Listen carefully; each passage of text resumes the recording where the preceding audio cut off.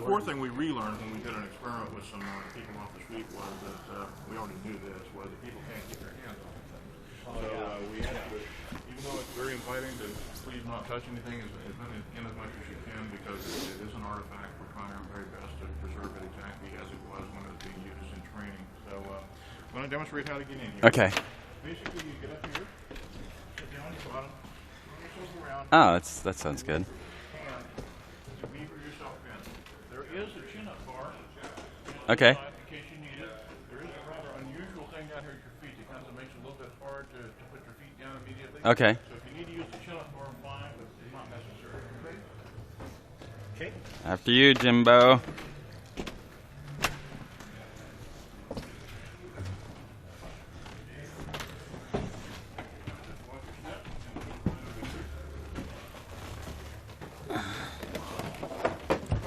All right, sir. Very good.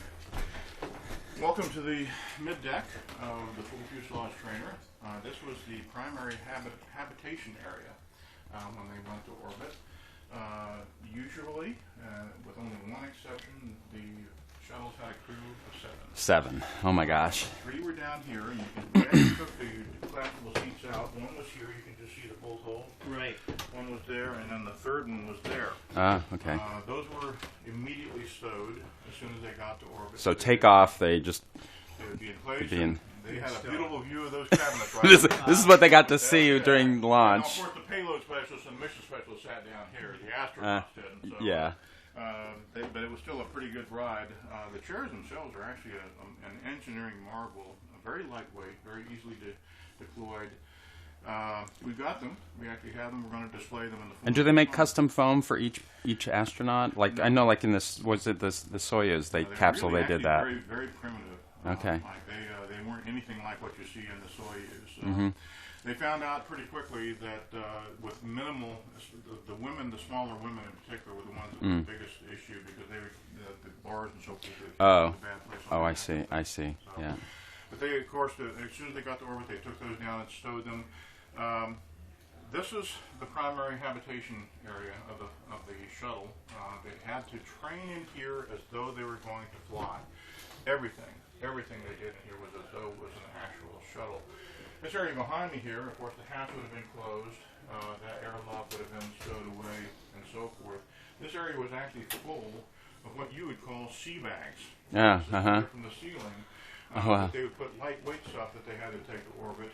They didn't really need highly sophisticated stowing. So this would all be full of these big round bags right in this area right here.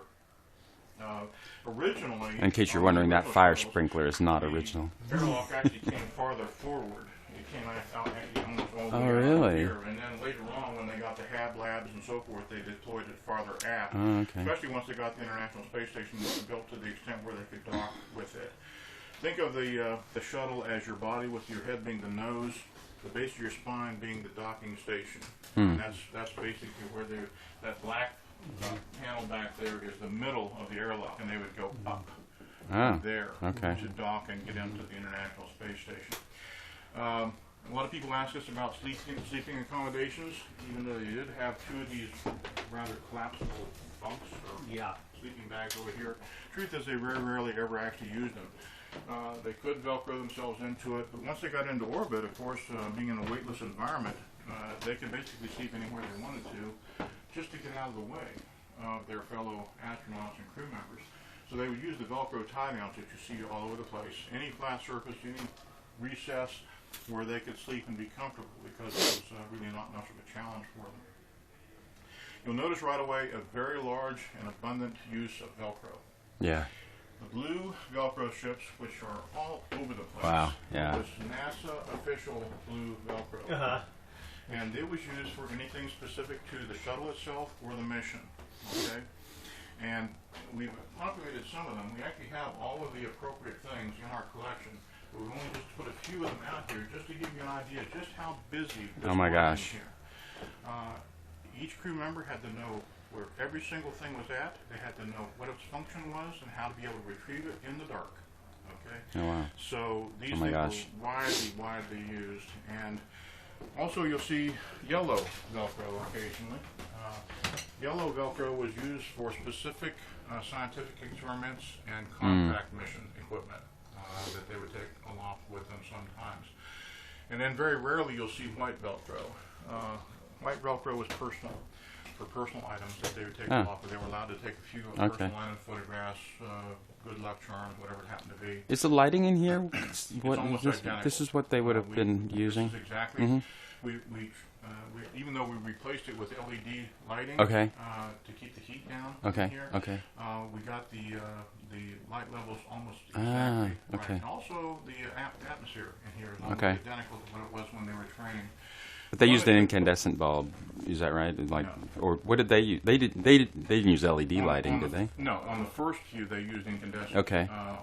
Then they later on started moving to less heat. Oh, really? Emitting, light sources because that was the one concern that they had was it got so warm in here, especially when they were using the treadmill and so forth. Oh, okay. Once they got to orbit, they took their space too soft and stowed them, and they wore the blue jumpsuits that you see all the time. The one concession they made to authenticity with this arm up here, could be moved back and forth. It actually brought fresh, cool air in from the outside while they were training. When this is used as a trainer, right. So that was the one concession. All the bins, of course, are appropriate. We're going to eventually have it all flushed out with the actual placards that were appropriate for each one. Each one was specific, but they were specific to a mission. Some things remain constant, like the pilot's clothing went in here, and his personal effects, things like that. You'll notice a lot of distress to the fronts of some of the bins. One complaint that the crews had from the very beginning was there was simply not enough place to stow things. So, believe it or not, duct tape was an issue item on every single flight. And that's what you see this distress. This is from the effects of duct tape, where they would stick things to certain surfaces. Even had these little tie downs on the floor, although they're simulated here, where they could stick their feet underneath the little tie down, because once you're in orbit, of course, almost nearly weightless condition, you tend to float off when you're trying to do something. So did people sleep standing up? Was sleep similar to standing up or laying down, or did they typically? Well, again, weightless environment, there was no up or down. Yeah. So it's basically not the most important thing was getting out of the way. Yeah. And finding a place where you could be comfortable. That's where actually the flight deck, and we'll go up there in a few minutes, became important. Is because once they were in orbit, the commander seat and the pilot seats, which are the only two permanent seats on the shuttle, became redundant. There was nothing else to do up there, so they would use those frequently. I see.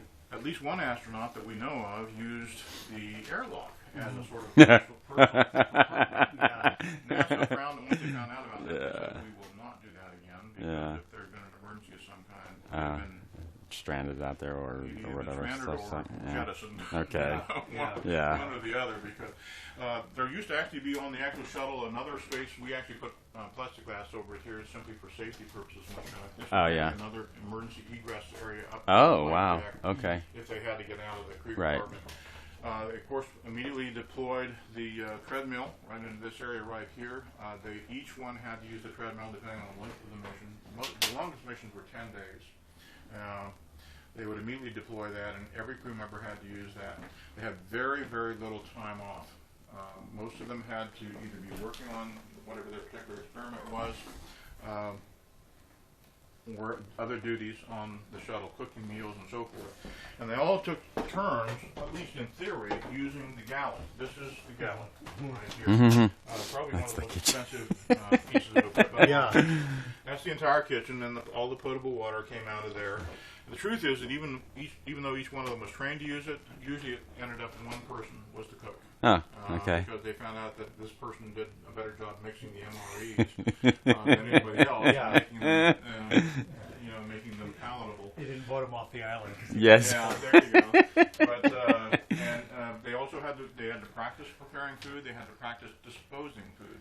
One of the first things they learned was you didn't want leftovers because you had to do something with them.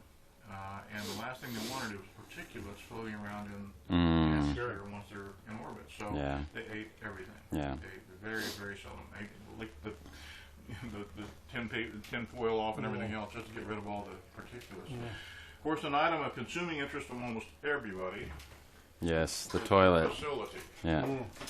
Oh yeah. Male or female, this was the facility not only where you took care of your bodily functions, but where you also used the little wipes to do your basically your sponge bath. That was the only way to stay clean, and you can imagine with 9 of your closest friends in the space of a walk-in closet for 10 days, they got to be pretty ripe. So you hold yeah. yourself, Had to hold put yourself something- down. In fact, when they train, if you ever get a chance to look at the video of the training, on the training there's actually a crosshairs, like a sight, and your plumbing has to be aligned precisely. Oh my gosh. And of course the women were just, oh my God. You know? So, but it was very, very essential. Otherwise, the system simply would not work. And again, okay. the last thing you wanted was stuff floating around. Yes, So, right. they did have a modesty curtain right here that could be deployed. But I've often said that the first victim of the U.S. space program was modesty. Yeah. Because they figured out this was more trouble than it was worth. So they basically, in order to use this facility and clean yourself, you basically had to strip down completely. Men and women. And so they just got on with it. Did what they had to do. Yeah. What are all these little bumpers here? What is all that stuff? The It's a place place for- for putting. Yeah, they could put like their little sponge bath. Oh, okay. So just little temporary holders just to a little hold. place to hold things while Okay. they're taking care of business, Okay. you know, and doing stuff. Are they color coded for different? I think they were. I don't have the Things or I don't remember whatever. the actual nature of the color codes, but they could. It's they not could enough do- colors for each one for each No. crew member or anything No, like that. It's just no, type there of was- No, there thing. was no personalized Yeah, stuff in here, okay. believe me. But of course, the little footrest had to be deployed, and so it was basically a pain in the butt to use. But there are no straps. Like you don't strap yourself in or anything like that. No, Like the you handholds was just the have to main hold thing. yourself in place. You did have to use them, Yeah, believe me, otherwise yeah. you tend to float Yeah, off of right, there. right. This silver thing here was actually added after Columbia. This is nothing more than a standard airline inflatable escape chute. Oh my They gosh. would throw it up over, they pop this hatch and blow it completely, throw this up over the side, and then deploy the So if after a landing they after needed a hard landing to or get something out like that, quickly. in the event that they, Yeah. were able to do that. So let me close this. Okay. I want to step right back here. Just watch your feet. Now, getting up to the flight deck is a little bit of an exercise. On the actual shuttle, there's no such ladder. Only the full fuselage trainer had a ladder, as you see it here. On the actual shuttle was simply a single bar with little pads on each side. Really? Yeah. Oh wow. Because they only had to do it Once before takeoff, When they just go and then to the two and coming back to or three or four could go up there. Oh my four gosh, yeah. actually. Commander, the pilot, and then 2 collapsible seats behind them. I'll show you Okay. one of those racks. So this was basically redundant. With their spacesuits on. With their spacesuits on. I mean, it looks like a lot of space. Now, getting up here, you'll see right away that the surface of the interior curves outward almost immediately. So going up, you have to start getting Okay. your head forward. There is a gold bar on the aft side of the pilot seat. You can use that. There's also a handhold in the deck itself. Okay. You can Oh, yeah, yeah. once you get up there. Okay. Just the main thing is to watch where your feet at and make sure you got a good Okay. handhold. Okay. Great. You will need to use your right knee to Okay. get up on the deck, and then when you get up there, come up very slowly. Okay. Okay. All right.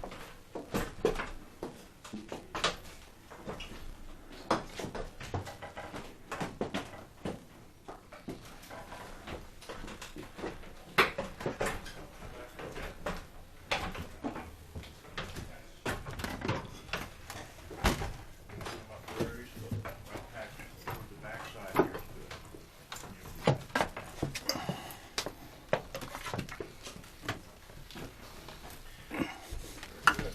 Welcome to the flight deck. You can see one of the 2 collapsible chairs, one right here, one here, right behind the pilot and the commander. And this would have been open on That was this open. on the Yeah, shuttle. That was open. And with basically an auxiliary escape area.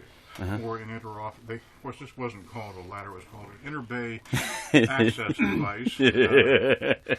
But one of the reasons we like this, and by the way, this is the only place on the planet that you can do this. The actual shuttles that have been retired to various museums have basically been gutted. Oh, really? They don't have anything in it. The only exception is the Oh my inside. gosh. And why were they gutted? NASA wanted to scavenge the equipment Oh my gosh. and hopefully use it for other purposes. Wow. So they're basically gutted. The reason we like this one is because it's got the original analog configuration of the original shuttles, the way they were first built.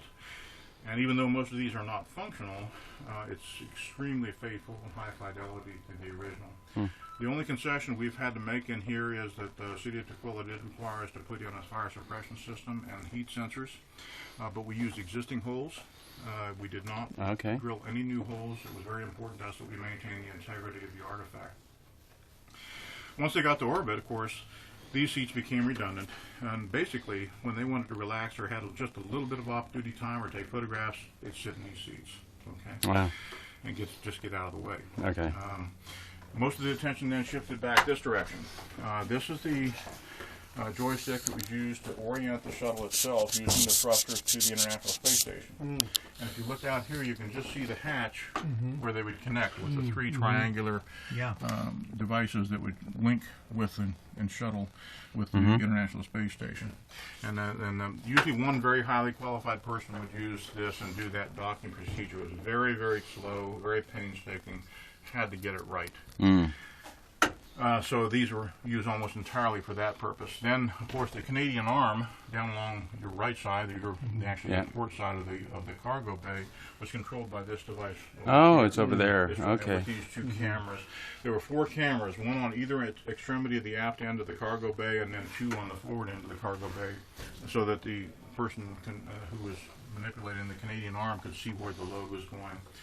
Most of the loads had an actual inertial upper stage, IUS, identical to the one you see there. That's a Boeing-built piece of equipment. Think of that as a space tugboat. Basically, they were used to deploy the loads once the Canadian arm got it clear of the cargo bay itself, and they would basically then project the load, whether it was a satellite or whatever, into orbit, in the appropriate orbit. Because a typical shuttle orbit is, what, 200 miles? Or how, well, do you remember how one high it is? astronaut told me there's no such thing as a typical orbit. Okay. Once they got the International Space Station built, of course, then there was a typical orbit. Okay. But it really varied depending on the necessity of the load. If it was one of the Corona... spy satellite. To a certain higher orbit. Okay. So he said there was no such thing as a typical, but only once they got the ISS built, then there was obviously a destination. Right. That they would be going to. But that could bring something to like geosynchronous orbit or something like that, much higher. Quite. I think some of them went out to the L4 and L6 positions. And wow! So, wow! I think so. So the most important training feature of the full fuselage trainer was the emergency egress. This is the hatch that was used. Now remember, they're in their full pressure suits with their helmets, going through this hatch, using the rope that was designated for them in these pouches to then rappel down over the right-hand side or the starboard side, and you can see the distress on the right-hand side of the actual trainer on the outside. Oh, yes, right. Where they rappelled.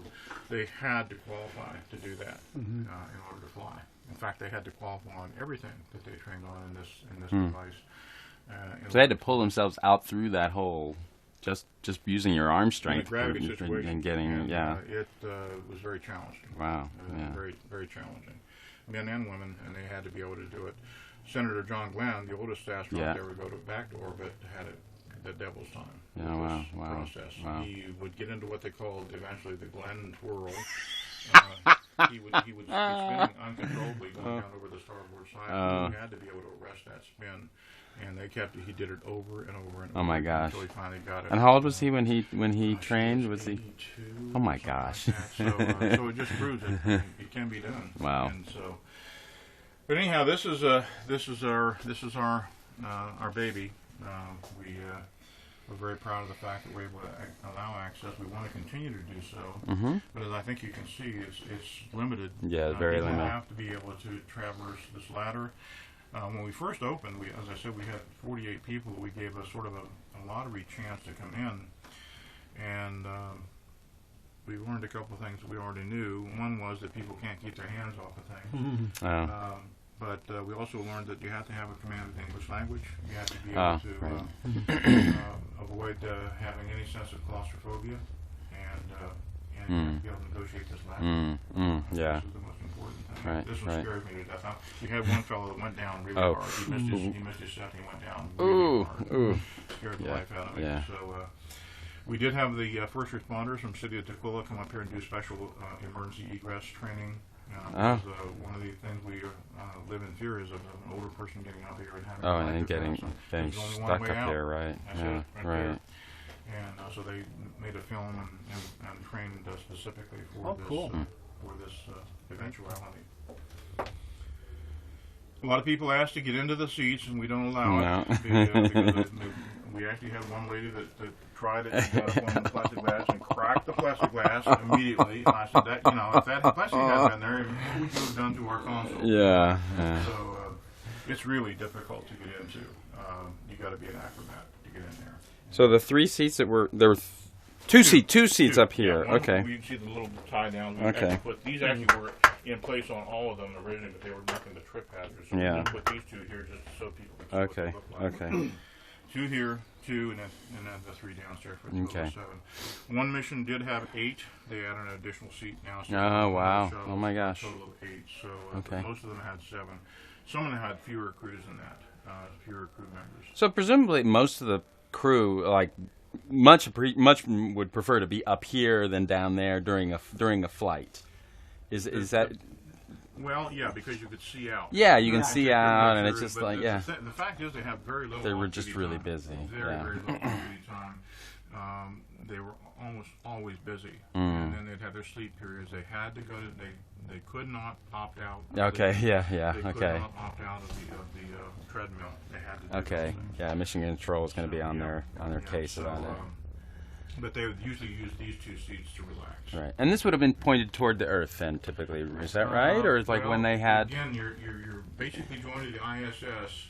Oh, when they're on at the ISS, spine, right? So Oh, it was basically vertical. Depending on the orientation of okay. the space shuttle, of the International Space okay. Station. Depending on, it was so like basically nose vertical. down toward the Earth, or It would depend on how how the ISS was positioned relative to the sun and so forth. okay, Uh, okay. So it varied from. You'll see a lot of pictures of it, basically with the ISS here and the shuttle pointed up. What looks to be up, Oh, okay, but sometimes it would Interesting. actually be down. okay, Uh, okay. so. So just the human anatomy in a weightless environment, what I mean, obviously we use gravity to get our blood down to our feet. How Sure. is it? Just they just adapt? Is that something, or how do you train for that? Pre-mission physical training, they would spend a lot of time in the neutral buoyancy facility, NBL, down in Houston, to try to get the sense of the fact that you had to do movements with your bowels Yeah. and other things that you wouldn't normally do in order to make things happen. Yeah.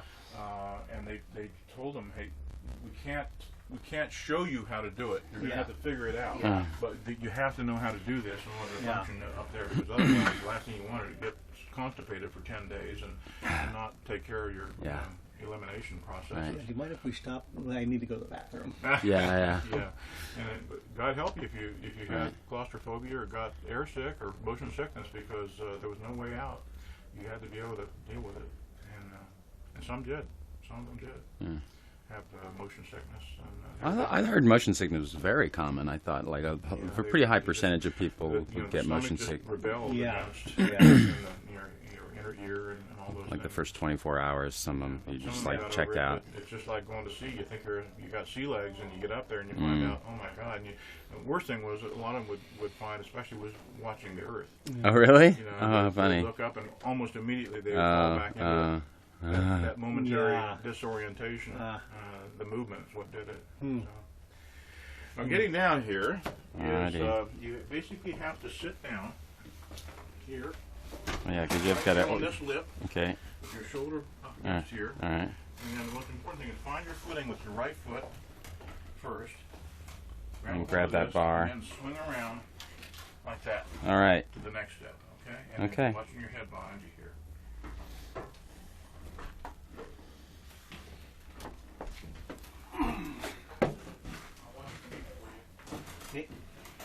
I'm just gonna stay up here, Jim. I'll see you later.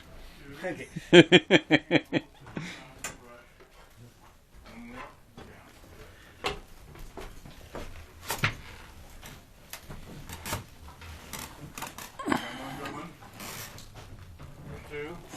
your hand holds. Mike's an athlete. Yeah. All right. There you go. Awesome. Any questions I can help you with? No, that's very cool. I think you know this is the only place on the planet you can do this. Yeah. So if they were going on a spacewalk, say, from here, then they would get all suited up in here, and then whoever was going out would then transition in through here, The controls were and then they'd close this hatch. Yeah, the controls were pretty simple, really. And they'd get in, you see some of the buttons there on the right. Oh, on the inside, yeah, right. And they'd get in there, and then they'd close the hatch. Then they'd get in there, some more controls inside there.